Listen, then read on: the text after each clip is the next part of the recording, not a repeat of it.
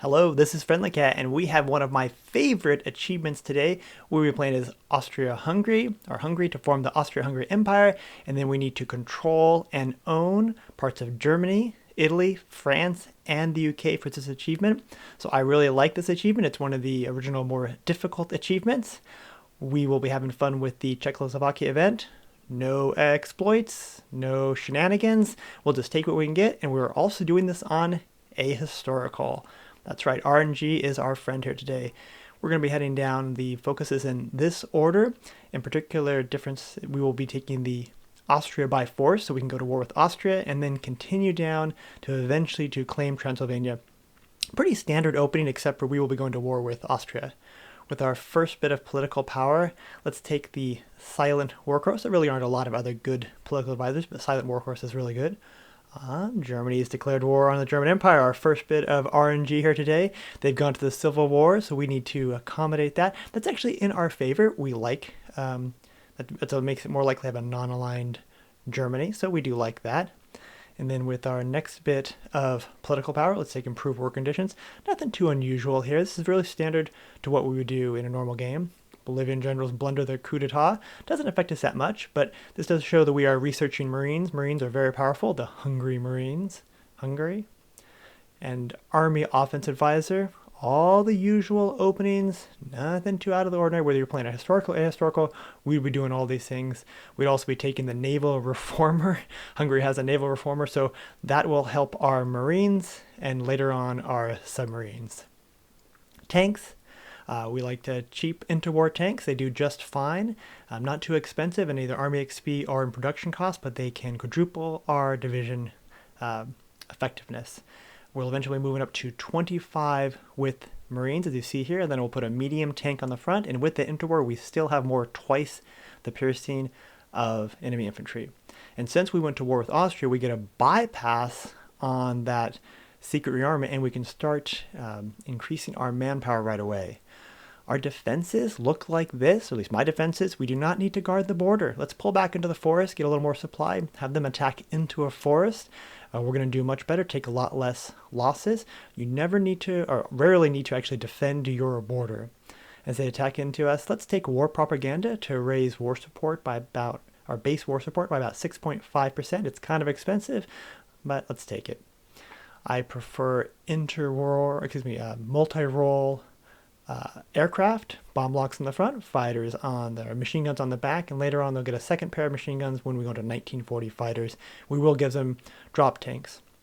As we expand out, again, the goal here is not to destroy enemy units, but to encircle them and then move forward. So we've got encirclement in the south, the north. I couldn't make that happen, at least right here. But once we've pinned them in, we're doing pretty good. In this case, we're going to encircle one last little group. We are fighting through the snow, so even our cavalry move slowly.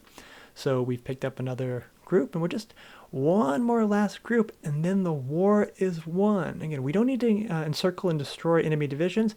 We just need to move around them and cut them off, and then we can win. We're going to take the army spirit so that we can make these giant cavalry units.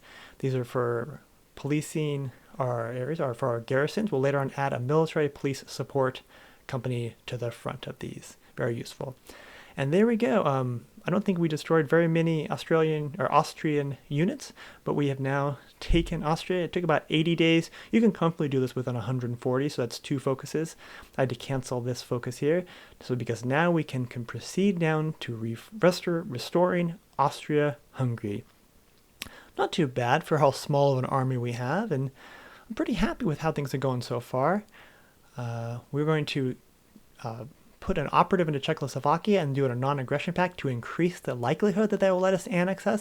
I'd like to annex them, but whatever event we get, we will roll with it. We are not restarting.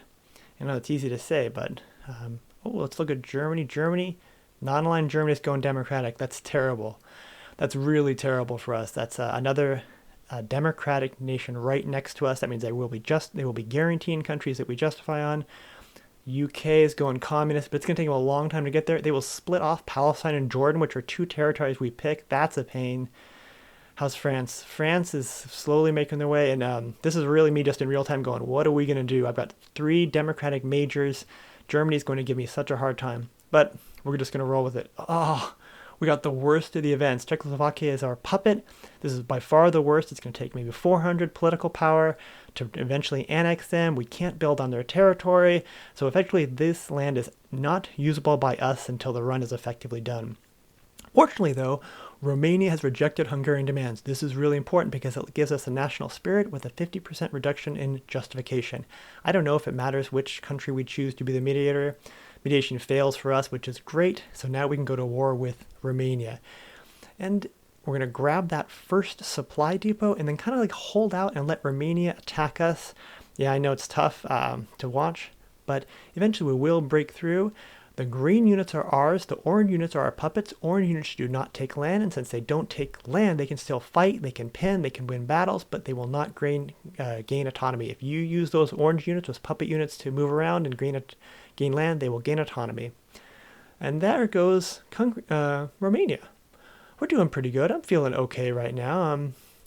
Let's go after Italy. Why not? They're fascist. They're not guaranteed, and they're giving me a hard time. They give me a hard time in my Czechoslovakia run as well. I probably should have more respect for them as a major. They've got more troops than I do, more air power than we do. And nationalist sees Poland. That's a good opening for us because if they're fascist, that means we can attack them without Germany guaranteeing them. And that's a very important part of this run because we do not want to be going to war with Germany and France and particularly UK at the same time. But as we pull into Venice, it's all sweet. We've now locked Italy into... No, we did not. Yugoslavia became their puppet and they were just open run into Hungary. We're not really at risk of capitulation here, but this could be a run ending. I don't see an event that shows them going to war with us. I think once Italy made them their puppet, they can just automatically call them in, and so you won't get a notice. Well, it's the battle of the puppets. Yugoslavia is actually doing quite well. They're like one province or one little area away from Budapest, so good for Yugoslavia. You really do really well in this run. But we're able to flip Italy. I think Italy had a really long Ethiopia war, so we're able to flip them, and now we've got a second puppet. We do not use those Italian puppet troops to advance into Italy. That's very important. Hold them back so they don't get war score, not just for autonomy, but also in the peace conference. But let's move on through. Seems like Italy put a lot of their troops actually up in Yugoslavia. That's pretty cool. I appreciate that. It just means it's that much easier for us to move through, encircle, and capitulate. We are at war with France because France had their guarantee on Romania, but we can hold the mountains pretty well. And there goes Italy. Wow. Not too bad, and because we held off their puppets from gaining any war participation, we got everything, including their fleet. And we can also integrate the Empire decision, which doubles our manpower and increases our military factories by about, I think, a third or so. We're actually a pseudo-major right now with the number of manpower, and we're feeling very, very strong. We still have to worry about Germany, but it looks like they're willing to lend-lease us. Oh, they're willing to join our faction. They love us. They love us. Oh my goodness, this effectively ends the run in a good way. I was not too original with the name of my faction, but we had them join the Central Powers. That means they will not be guaranteeing any nations, they will not be helping anyone else out, and they will be lend-leasing to us. So we can just relax and sit pretty. Even if France and England were to join into the Allies, we still have got this because Germany was the problem. Potential problem as far as guaranteeing nations and joining with the Allies. We're able to push through France without too much role. They've been at war for a while. They've got strikes and cavalry run into Paris. France did not join the Allies. I think it's partially because the UK was heading toward the communist path. So let's take more land and more fleet. Let's go after the UK.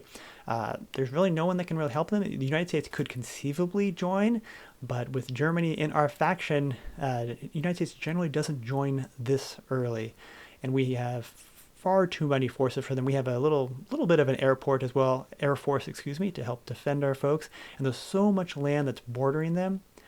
Well, when we decide to actually capitulate, we need to watch the Allies and make sure that Jordan and Palestine have eventually been called into the war. If we capitulate the UK before that, they will not be in the peace conference. So in this case, we actually waited, made sure that Jordan and Palestine had joined so that we can take those states.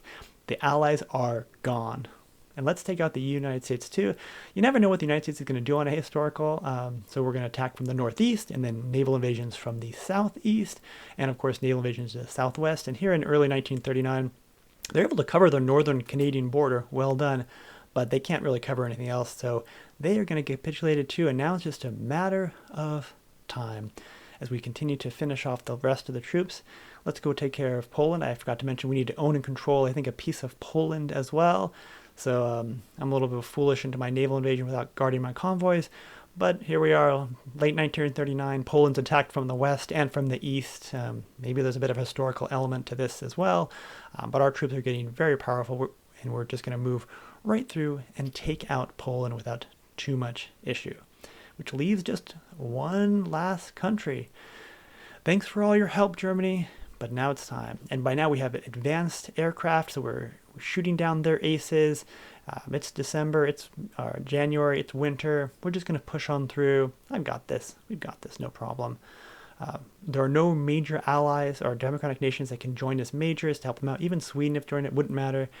But they managed to hold on primarily, and just due to the cold, it took us several months to push in from the east. It was moderately frustrating, but just take your time because we've definitely got this. Now as the spring and April comes and the warm weather, our motorized will break across from the Maginot and just race right through Germany and savor this last little bit as we prepare to finish off Germany. And that's it. We've now taken out Germany. There's nothing left to do except for Lend-Lease and then eventually build in our two puppets, both Italy and Czechoslovakia, watch the autonomy rise, save our political power by not taking any focuses. And here we are in October 1940. We annex Czechoslovakia, and that completes the run. Well, this was a lot of fun for me. I really enjoyed it. It went a lot smoother than I thought it would, even though we got some not bad RNG, but RNG that made our run less favorable in the beginning. Definitely a democratic Germany is tough, but I had forgotten that they really liked us, had strategic reasons to like us, and they joined our faction, which just made the run that much smoother. Well, I enjoyed playing this. I hope this will help you on your run and the next time you play Ahistorical.